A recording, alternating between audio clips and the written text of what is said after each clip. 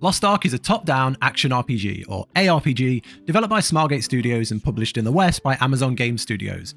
After an incredible launch with skyrocketing player counts and huge hype, players quickly burned out. They played through the story, some got to endgame, and the grind got to people and the player count dropped off pretty hard. Despite that, Lost Ark still has a pretty healthy player count. It still is one of the most played MMOs in 2023. It still has content creators talking about the game. There's still a healthy update schedule. We just got a big massive patch with a new class. There's still a lot going on and it's still a good game.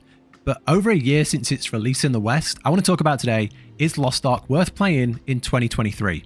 So first up, let's go over the new player experience. The game is totally free, so there's no upfront cost. On top of that, there's no sub fee, no expansion cost, completely free in all aspects. You can make multiple characters all the way up to max level, take part in the endgame raids, all without spending a single penny in the game. But there's a lot of in-game purchases, and pay to win is thrown around a lot. If you Google pay to win on Lost Ark, you're going to see a lot of people talking about it. And I want to talk about that later in the video, and I'll timestamp all this if you do want to jump around. So the first thing you do in the game is you make your character. So you pick a class, and the game has, as of the last patch, it has 6 core classes. And then each of the core classes has advanced classes within them. So think of the classes as a core, and then the advanced classes are like evolvements of that class. The base classes are warrior, assassin, martial artist, gunner, mage, and the new specialist. Once you pick your main class, you then go into like a starter test area where you pick your advanced class. These aren't like specializations. You can never change these. So if you picked a warrior berserker, that you'll always be that. You'll never be able to change to a warrior gun lancer. This is a permanent choice. And there's a total of, I think, 22 advanced classes. And they all play completely differently. I won't go into every single subclass, but the sheer amount of replayability here, just from the amount of classes, is amazing.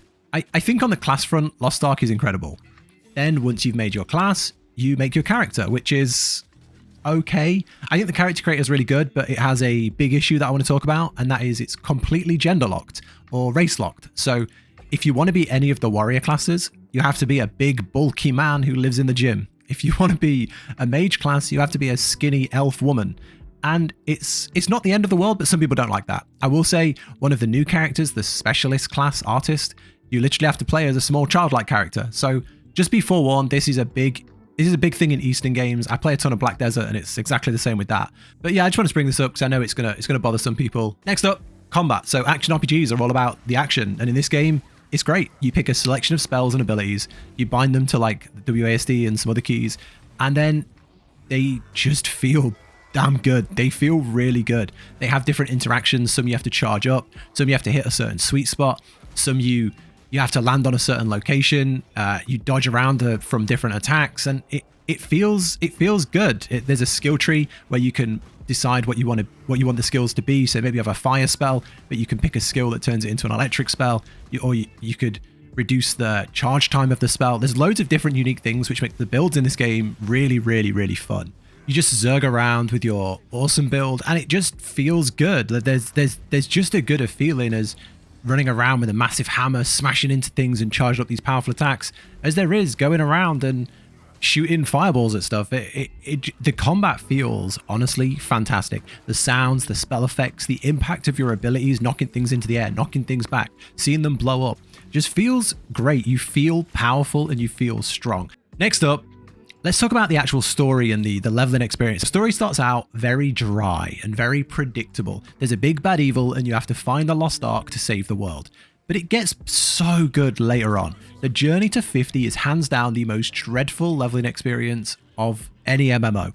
It is one of the reasons there are so many damn bots in the game, because you spend the entire game going from NPC to NPC. You read dialogue, you skip dialogue, you kill 3 mobs, hand in an item, next NPC.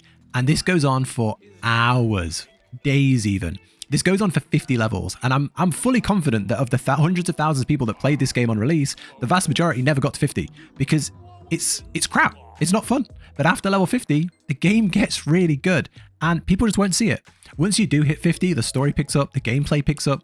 I won't spoil the story, but you get your own little ship, you get your own little like kingdom, you travel around the world to different continents, all with their own theme. There's a continent that's futuristic with gunners and mechs, and there's a continent full of dwarves, and you go into the mines and you hear their story. There's a continent full of elves and they go into big trees. It's loads of variety, and the background in the background of all this, there's a big demonic threat story, which is good. The story isn't as dark as, say, Diablo or Path of Exile, but it's really good. I'm trying to show bits in the background, kind of out of context clips, that you can see how cool it looks without ruining the story, because you don't just watch the cutscenes like you do in a lot of other MMOs. I will say in some MMOs, you just sit there and watch the big battle, and then you go fight 3 monsters, or you go fight a boss, and it's like, you don't feel like you're in a war. Here, you really do. You'll be sieging castles with armies, and you're part of that army. You'll be fighting in huge demonic wars, and you're there with the soldiers. And it feels so good. Honestly, the story, it's such a slow build-up, but the end is really good. Next, I want to talk about collectibles. One of the best things about Lost Ark is the collectible system. It is one of the best of any MMO. Don't come at me. It is. There is a collectible window that shows all your full collections of all the different systems, and it's so good. Everything you do in the game rewards you with these little collectibles all over the world, are different things to collect. There's Makoko seeds. There's over 1,000 seeds spread across the world. There's masterpieces, star signs, island souls, world. You don't know what any of this means. There's loads. And all these different casual activities have a collectible system and rewards. Collect so many seeds, you get a permanent buff. Collect so many more, you get a Makoko sailor to come on your ship with you. New outfits, new glams, new mounts. A casual player can spend weeks to months just going around collecting things. And I think that's a huge part of an MMO. Some MMOs fail at this. They might have little things that you can collect, but they don't have a good way to store them, or a good way to reward them, or a way to see how many of this thing have I got. But this does it spot on. On top of all this, every single map in the game has a zone, like a zone thing called an adventure tome, which is a % out of 100 of how much of that zone you've completed.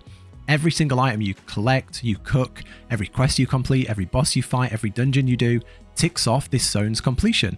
And as you get to 10%, there's a reward. 20%, there's a reward. So there is just so much casual stuff to do. I can't say how much, because you won't feel it until you're in the game and you see all of this and how long it takes to do each thing. But it's just a good grind. You can get up on a Saturday, sit and do this all day, see your progress, get all your rewards, and do it again the next day. And it won't run out for a long time. So super grindy, but so rewarding. Next up, the end game experience. The end game is both amazing and terrible. And I want to get into it. This might be the longest section of the video. If you love grinding in games, you love slow progress, you like seeing numbers going up, you'll be right at home in Lost Ark. The endgame content ranges from big zergy swarms of monsters to giant hard to beat bosses.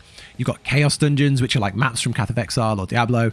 You go in and clear 100% of the monsters, you get a reward. There's dungeons, abyss dungeons, raids, hard raids, legion raids, towers, there's so much. There's like 10 plus endgame systems and things to do.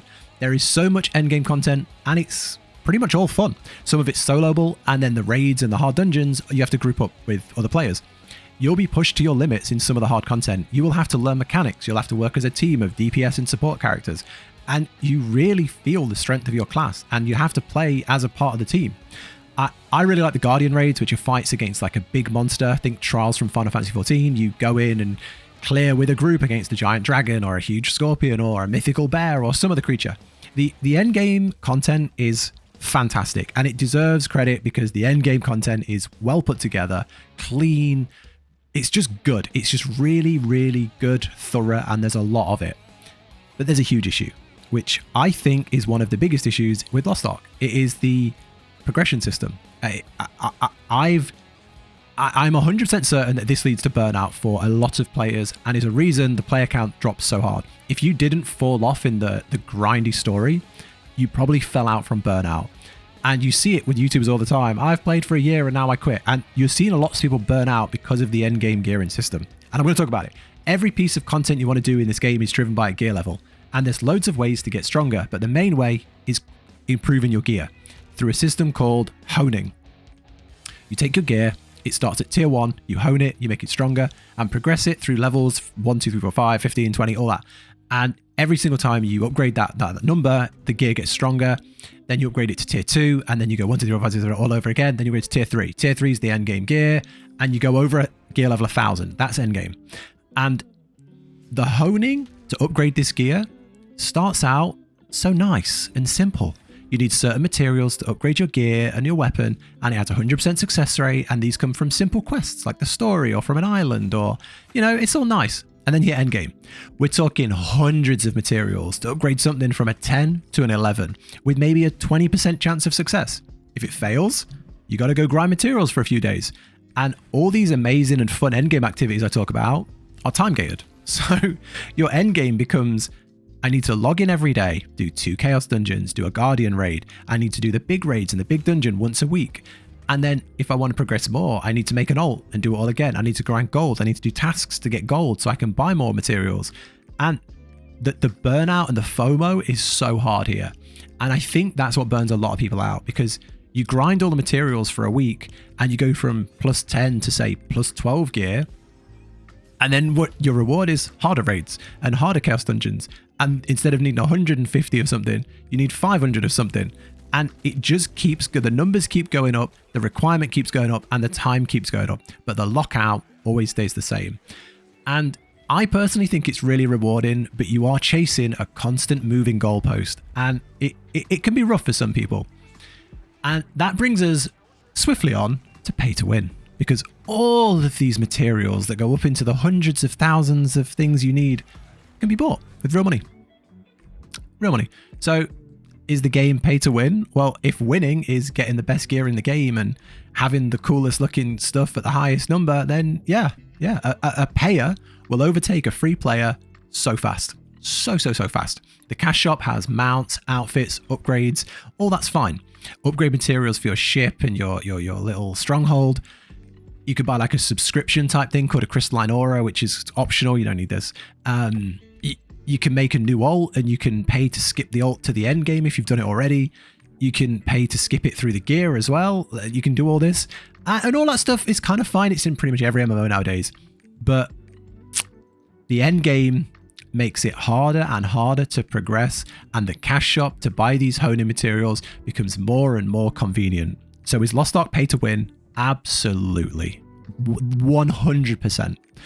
So wrapping it all up, should you play Lost Ark in 2023? If you are looking for that action ARPG fix, the ARPG fix, you love ARPGs, you're looking for something good, fun combat, amazing endgame content that is different from your traditional Diablo and Path of Exile, then Lost Ark's fantastic. Lost Ark is an incredible game with amazing combat, amazing endgame activities, and I would highly recommend it. In that aspect alone, it's a fantastic game. If you're looking for a casual, fun experience where you can make loads of ults, play loads of content, zerg through loads of enemies, enjoy traveling the world in your ship, chilling out in your fortress, working on the hundreds to thousands of collectibles in the game, then Lost Ark is also fantastic. There is probably 1,000 hours of free content here for those types of players. And I can't not recommend it on that front. But Lost Ark has 3 big problems. The early game is a huge slog. The grind to 50, the 50 is rough. It's annoying that people have to get through like the worst part of the game before they can see the game at its best. The end game is amazing. It's grinding and time consuming, but it's great. The second big issue is the progression. The progression system of honing is rough. It's really rough. The best way to get ahead is to progress every day on multiple characters, save up all your gold, or to swipe your card. And the final issue is the bots. Because of these issues, because the early game is so brain dead, and because grinding materials and gold is so important, the game is savaged by bots. If you're going through the 1 to 50 maps and you're doing this, if you're a new player, you're not paying any car, you're not paying any skips, you're going through this first 50 levels, you're not going to see many players. It's all going to be bots. So yeah, that's it. The game is good. It's a free game. It's an incredible game for a free game, but it has its problems. I think the average player should push through the first 50 levels, push through the story, enjoy the collectibles, see all the really cool dungeons, see the chaos dungeons, the guardian raids, and then decide, do you want a hardcore endgame grind or do you want to call it a day there? But I definitely say it's worth playing in 2023. If this game has a box price, maybe that would be different, but for a free game with tons of optional content, it's a fantastic ARPG. That's it for this video. I hope this has helped, and I'd love to hear your thoughts in the comments. If you've tried Lost Ark in the past, what did you think? Or if you're feeling that ARPG itch and have any questions, I'm happy to answer them down below as well. If you enjoy the video, liking it helps me out a ton, and if you enjoy these types of unbiased MMO reviews, subscribe for more. Take care everybody, and I'll catch you in the next one.